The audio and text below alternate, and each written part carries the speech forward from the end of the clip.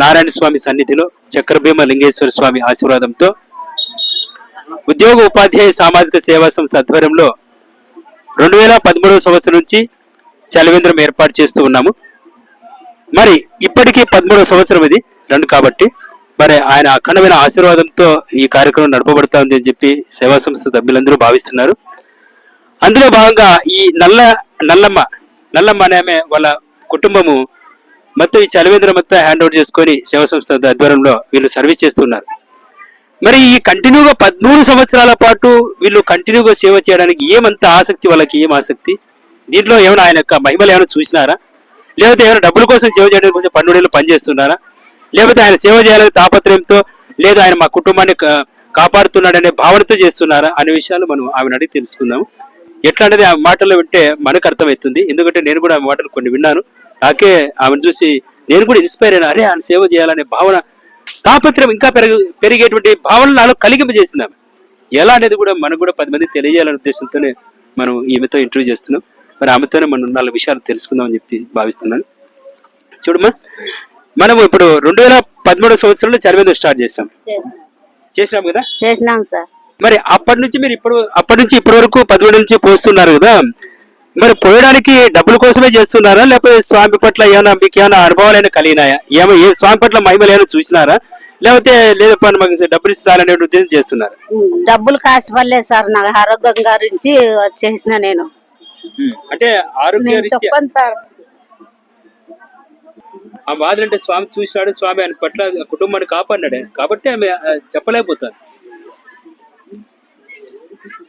ఎట్లా స్వామి పట్ల నమ్మకం కలిగింది? అది ఇక్కడికి వచ్చిన తర్వాత ఈ చలివేంద్రంలో పాల్గొన్నాకనే నమ్మకం కలిగింది. చలివేంద్రంలో పాల్గొన్నాకనే సార్ నాకు బాగా నమ్మకం దోసినాడు ఆయన. అందుకే నేను ఇడిచిపెట్టుకోకుండా నేను చచ్చేంత వరకు నేను సేవ చేస్తా. స్వామి కాపాడినాడు. ఎట్లా కాపాడినాడు? ఎట్లా? నేను నార్పల్కు పోయింటే నార్పల్ కాడికి వచ్చినాడు, ఇంత చంపు జడలు పెట్టుకొని గంటలు అల్లాడించుకుంటా నన్ను లేపి, బాలలను పెట్టినావు నువ్వు, బాలలు సౌకర్యం చేయలేరు, నువ్వు ఉంటే నువ్వు అంతా చూసుకుంటావు అని ఆయన చెప్పినాడు నాకు. చెప్పింటే లేచి దుగ్గని లేచి వారు చూస్తే ఎవరు లేరు, కంచు సొమ్ము గన్ను అంటానే లేచి నేను దిక్కలు చూసి మళ్ళా పండుకుండా ఇంట్లో నుండి వాళ్ళు సార్ గారు ఏమి మాట్లాడుతున్నావు అని అంటే పలకలే. నేను సోదినం లేదు సార్. నాకు ఆ వారం నువ్వు రాలేదు కాబట్టి స్వామి నేను మెలకొల్పి చేశాడు. నేను పిలిచినా నేను, నాకు లేదు సార్ పెళ్లి నేను పోవాలన్నావు, కానీ నీ స్వామి నీకు హెచ్చరింపు చేశాడు సేవకని. ఇప్పుడు కూడా సార్ నేను సంవత్సరం అంతా ఏమో లేకపోతే పోతా లేకుంటే అనుకుంటా. తొలింగ వారం వచ్చాలకు మీరు పిలుచుకోకుండా నేనే ఫోన్ చేసి మిమ్మల్ని అడుగుతాడా, మీరు పిలుచుకోకుండా కానీ నేనే ఫోన్ చేసి చేయాలి. అయితే మేము చేసే లోపల నువ్వు చేస్తున్నావు ఫోను. మాకు కూడా ఆలోచన అయితే మేమే మర్చిపోవడం లేదు, కాకపోతే మాకంటే ఎక్కువ తాపత్రయం నీకుంది సార్. అది స్వామి అంటే కళ్ళకి వచ్చాడు. అప్పుడు ఆరోగ్యం బాగాలేకుంటే నేను అసిత్తం లేక వచ్చి నేను టెంకాయ కొట్టుకొని పోతే నా ఆరోగ్యం బాగుంటుంది, బాగా ఆరోగ్యంగా ఉన్నా. నేను భయం వచ్చింటే అదురు పుట్టింటే అదురు కూడక నేను వీటికి వచ్చి సేవ చేసిపోయినా. ఒక రోజు నేను నీ సేవ నేను సత్యేంత వరకు చేస్తానని నేను తీసుకున్నా. స్వామికి అనుకున్నా సత్యేంత వరకు చేస్తానని ముక్కుండా సార్.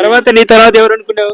నా తర్వాత నా పిల్లలు చేస్తే చేసి లేకుంటే లేంగ నేను చేయాలని అనుకోలేదా? అనుకోలే సార్, వాళ్ళు అనుకోలే మాట. అట్టా నీ కుటుంబాన్ని బాగా కాపాడుతున్నాడు స్వామి. కాపాడుతున్నాడు సార్, నాకు ఎక్కడ పోయినా ఆయనే. ఒకసారి ఏదో ఆరోగ్యం బాగలేదండి, అప్పుడు ఏమింది అది? అప్పుడు ఏదో స్వామి ఏదో కాపాడినాడు అన్నావు. అదే సార్, నాకు అదురు పుట్టింది గుండెలలో, అదురు పుట్టి పిల్లలను నిద్రవానికోకుండా లేయల్లి నేను పోతాను అని పిల్లలకు అదురు వాళ్ళకి భయం పెట్టినా. నేను భయం పెట్టి బయటకు వచ్చేది ఇంట్లోకి పోయేది, బయటకు వచ్చేది ఇంట్లోకి పోయేది, ఆరోగ్యం బాగలేక.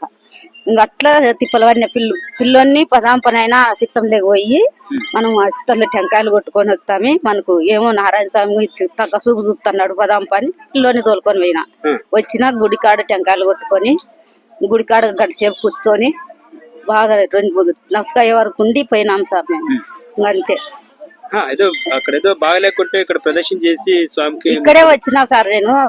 నేను వచ్చి మా యాప చచ్చిపోయినాక గుడక నేను 5 నెలలు 11 నెలలు నిద్ర చేసిన ఇక్కడే. అంటే ఒకసారి బాగా లేకుంటే ఇక్కడ వచ్చి ప్రదర్శన చేసిన తర్వాత ఆరోగ్యం బాగలేదు అన్నావు కదా, అది అది కరెక్టే, అది నిజమేనది. నిజమే సార్, ఆ? నిజమే. ఎన్ని రోజులు తిరిగిండే స్వామి దగ్గర? రోజుకు 6 రోజులు తిరిగినా సార్. వీటికి ఇంకొక గుడికి తిరిగినా నేను. ఆ, ఉమ్, చిన్నయ్య సిత్తయ్య స్వామి అని ఆటికి తిరిగినా. ఉమ్, ఆడ తిరిగి వచ్చేది, మళ్ళీ ఇటుకు వచ్చేది నేను. ఉమ్, అట్లా ఒక వారం తిప్పినాడు పిల్లోడు బాగా అయ్యే వరకు. ఉమ్. అది అదురు లేకోకుండా పోయే వరకు తిప్పినాడు. పోయింది, అది లేకుండా పోయింది. అదురు పోయింది సార్. నాకు బాగుంది ఆరోగ్యంగా, మా అత్తర్లు తింటాండా. ఇప్పటికైతే ఆరోగ్యంగా అయితే స్వామి నిన్ను కాపాడుతున్నట్లేదు. కాపాడినట్లే నన్ను. ఇప్పుడు స్వామి పట్ల సంపూర్ణమైన విశ్వాసంతో సేవ చేస్తారు. చేస్తాను సార్. స్వామిని మాత్రం వదలను. వదలను సార్. నేను చచ్చేంత వరకు నాకు ఎవరినైనా కానీ మంచాలను పెట్టుకొని అయినా చేస్తాను నేను సేవ. ఇది మామూలుగా అశ్వత్థంలో చలివేంద్రం నిర్వహించాలంటే చాలా కష్టతరమైంది, చాలా రిస్క్ తో ఉండింది. రిస్క్ తో కూడింది కాబట్టి చాలా మంది ఏదో ఒక సంవత్సరం పెడతారు, ఎత్తేస్తారు, కంటిన్యూ చేయలేరు. చాలా మంది చూస్తున్నాం మనం, ఎంతమంది పెట్టినారు, మధ్యలో డ్రాప్ అవుతున్నారు. ఎందుకు ఆ స్వామికి మన మీద, సంస్థ మీద ఎందుకు ఆశీర్వాదం ఉందో మనకు తెలియదు. ఈ రోజు మన కార్యక్రమం, ఈ రోజు చలివేంద్రం మధ్య ప్యాకెట్ పంపిణీ చూస్తే ఈ 4 వారాలు అసలు స్వామివారు ఇక్కడ వచ్చిన భక్తాదులు తాగినట్లు అనిపించలేదు. స్వామివారు తనకు తాను అభిషేకం మన సంస్థ చేయించుకున్నాడా అనిపించింది. అభిషేకం చేయించుకున్నాడు.